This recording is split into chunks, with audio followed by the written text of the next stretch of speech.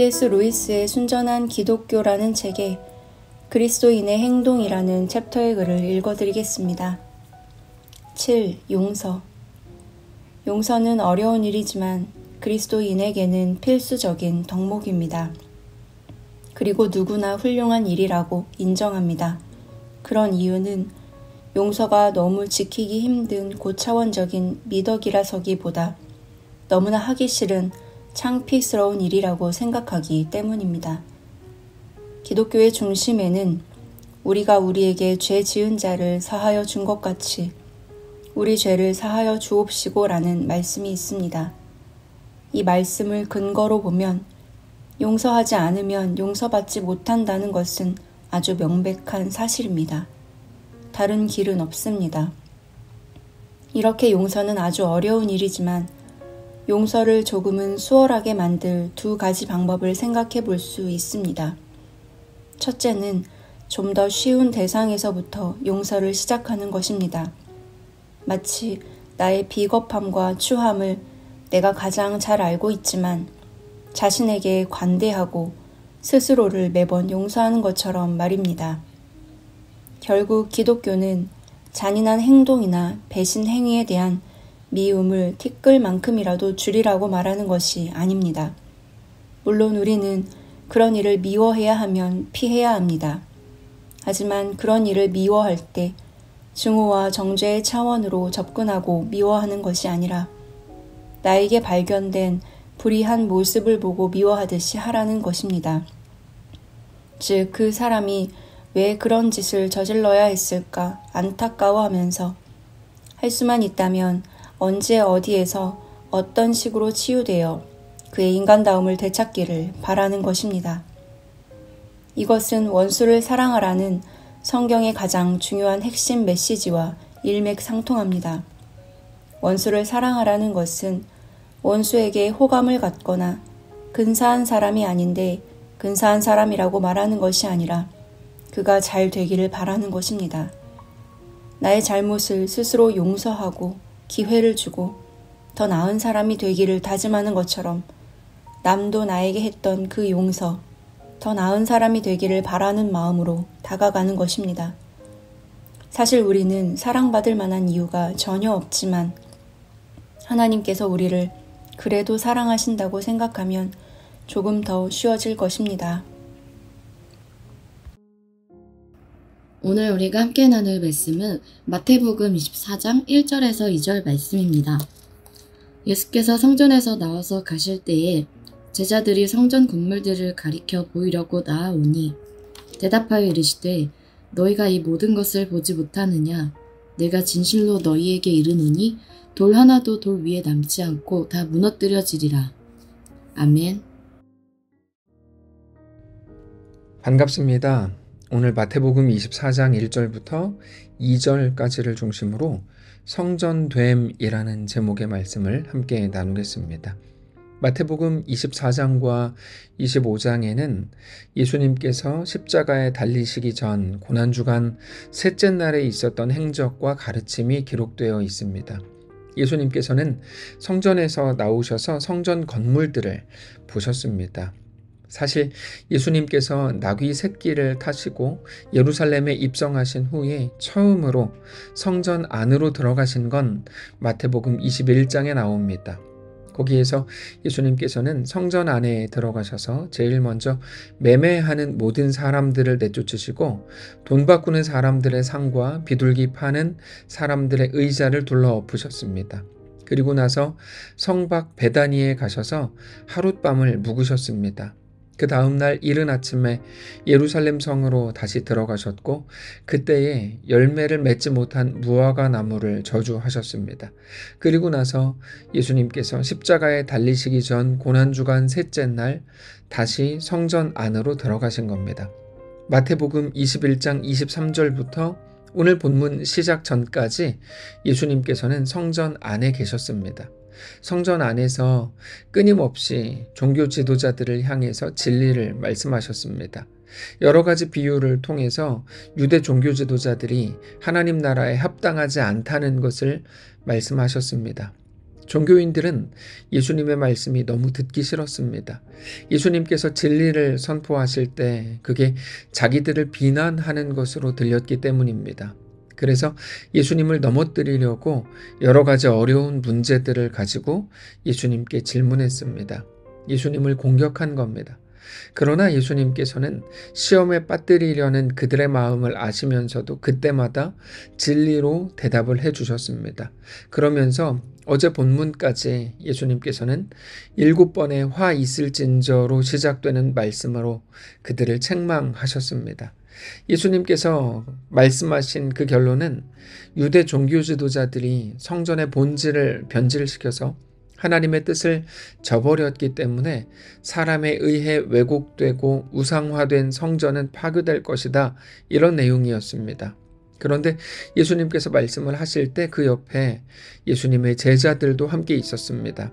그렇게 제자들이 예수님의 말씀을 쭉 듣고 있는데 특별히 예수님께서 마태복음 23장 38절에서 성전이 황폐해질 것이라고 말씀을 하셨을 때 제자들은 사실 그 말씀이 잘 이해되지 않았습니다.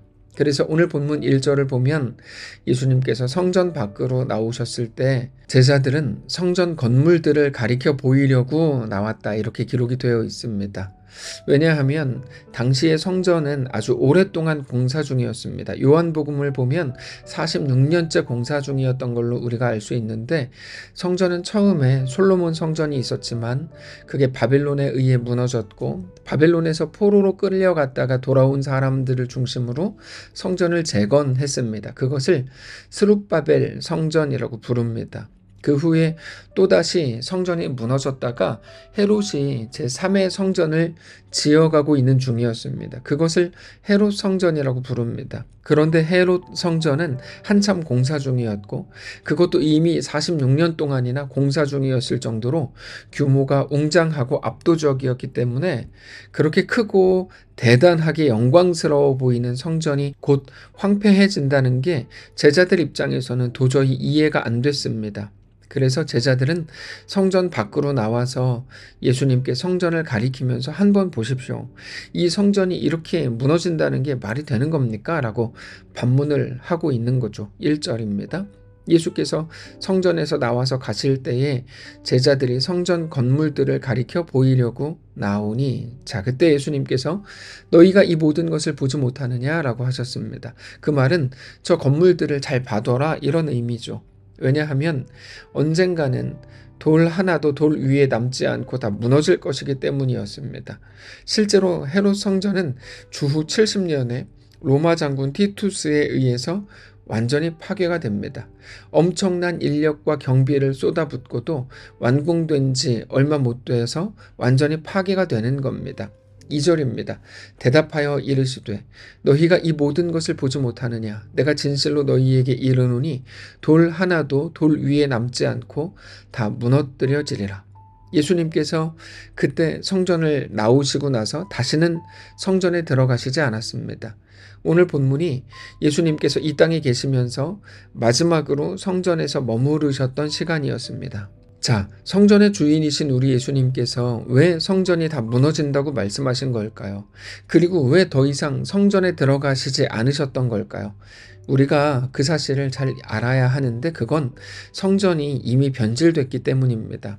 그런데 변질된 성전을 위해서 새로운 성전을 만드는 게 아니고 더 이상의 물리적 성전은 의미가 없게 필요가 없게 하시는 방식으로 하나님께서 성전을 새롭게 완성하십니다. 어떻게 하시는 것인가 하면 곧 예수님께서 십자가에서 단번에 영원한 희생제물이 되실 것이기 때문에 더 이상 죄사함을 위한 제사가 불필요하게 되죠. 그리고 예수님께서 죽으셨다가 부활하시고 난 후에 하늘에 오르시면 곧 예수를 믿는 자들에게 성령을 주실 것이기 때문에 제한된 장소인 지성소는 더 이상 필요하지 않게 되는 겁니다. 하나님께서는 새로운 성전을 만들 건데 그건 우리 성도들 각 사람이다 이렇게 말씀을 하십니다. 눈에 보이는 건물로서의 성전이 아니라 우리 예수 믿는 사람들이 바로 성령이 거하시는 거룩한 성전이라고 말씀하시는 겁니다. 고린도전서 3장 16절입니다. 너희는 너희가 하나님의 성전인 것과 하나님의 성령이 너희 안에 계시는 것을 알지 못하느냐? 누구든지 하나님의 성전을 더럽히면 하나님이 그 사람을 멸하시리라. 하나님의 성전은 거룩하니 너희도 그러하니라. 자, 뿐만 아니라 베드로는 그런 우리가 어떤 존재가 됐는지에 대해서 이렇게 설명합니다. 베드로전서 2장 9절입니다. 그러나 너희는 택하신 족속이요 왕같은 제사장들이요 거룩한 나라요 그의 소유가 된 백성이니 이는 너희를 어두운 데서 불러내어 그의 기이한 빛에 들어가게 하신 이의 아름다운 덕을 선포하게 하려 하심이라. 너희가 전에는 백성이 아니더니 이제는 하나님의 백성이요 전에는 긍휼을 얻지 못하였더니 이제는 긍휼을 얻은 자니라. 성전은 하나님이 사람을 만나주시는 장소이기 때문에 기독교 신앙에서 매우 중요한 의미가 있습니다. 그런데 그 성전이 이제는 물리적 공간이 아니라 우리 각 사람이라고 말씀하신다는 것을 잘 알아야 합니다. 우리가 어떤 존재가 되었는지를 말씀을 통해서 확인해야 합니다. 하나님은 우리를 하나님이 임재하시는 거룩한 성전으로 부르셨고 그렇게 이루어 가십니다. 그리고 실제로 그렇게 우리 마음속에 임하십니다.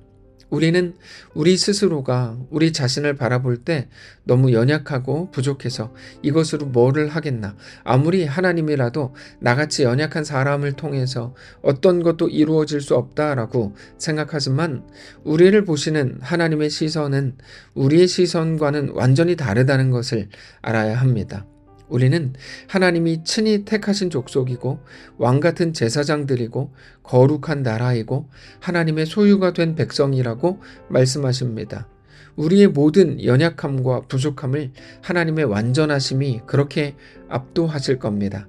카톨릭에서는 모든 것을 거룩하다고 하면서 온갖 것들에 거룩하다는 의미의 성자를 붙여서 매우 다양한 새로운 율법적 요소들을 만들었지만 성경은 거룩하신 분은 오직 하나님 한 분이시고 예수를 믿어서 하나님의 자녀가 된 우리가 거룩한 존재라고 말씀하신다는 것을 알아야 합니다. 그래서 우리를 성도라고 부르는 겁니다. 다만 우리가 기억해야 할 것이 단지 신학적인 내용이 아니라 하나님이 우리를 어떻게 대하시고 어떻게 부르시는가에 관한 겁니다. 사랑하는 성도 여러분, 오늘 우리가 하나님의 거룩한 백성이 된 것, 부족하지만 하나님의 자녀로 부르신 것, 그렇게 우리를 대하시는 것, 그렇게 우리에게 하나님의 모든 것을 거셨다는 것을 기억하실 수 있기를 원합니다. 물론 그래서 우리의 삶이 만만치 않은 겁니다. 하나님의 기대가 없다면 홍해로 이끌지 않았을 겁니다. 하나님이 우리에게 대한 기대가 없었다면 모든 문제를 그냥 해결해 주셨고 그냥 평평대로의 삶, 온실 속의 화초의 삶을 만들어 주셨을 겁니다. 그러나 우리를 더 위대하게 하고 더 놀랍게 하고 더 존귀하게 하실 것이기 때문에 그런 하나님의 기대 때문에 우리의 삶은 만만치 않은 훈련 과정을 겪고 있는 겁니다. 다만 오늘 말씀을 통해서 선포된 하나님의 언약, 하나님의 약속, 그 선언이 우리 속에 확증되었음을 알고 믿는 자로 오늘 각자의 삶을 그렇게 하나님과 동행하고 성전으로서 살아가게 되는 우리의 오늘이 되시기를 원합니다. 기도하겠습니다. 하나님, 오늘 우리가 어떤 존재가 되었는지 알고 기억하고 그것에서 소망을 찾는 우리가 되게 하시옵소서. 늘 연약하고 부족해서 무너지고 쓰러지고 힘없이 넘어져 있었던 우리를 불쌍히 여겨주시고 우리를 어떻게 대하시는지, 하나님이 어떤 하나님이신지를 기억하면서 다시 힘을 내고 일어나고 그렇게 하나님과 믿음으로 동행하는 멋있는 우리의 오늘이 되게 하시옵소서. 감사드리며 살아계신 우리 주 예수님의 이름으로 기도합니다. 아멘. 사랑하는 성도 여러분, 하나님께서 오늘 하루를 우리에게 허락하셨습니다. 믿음으로 우리 주께 나아가시기를 원하고 어떤 자리, 어떤 형편 속에서도 하나님을 뜨겁게 사랑하고 하나님과 믿음으로 동행하는 귀한 날 되시기 바랍니다.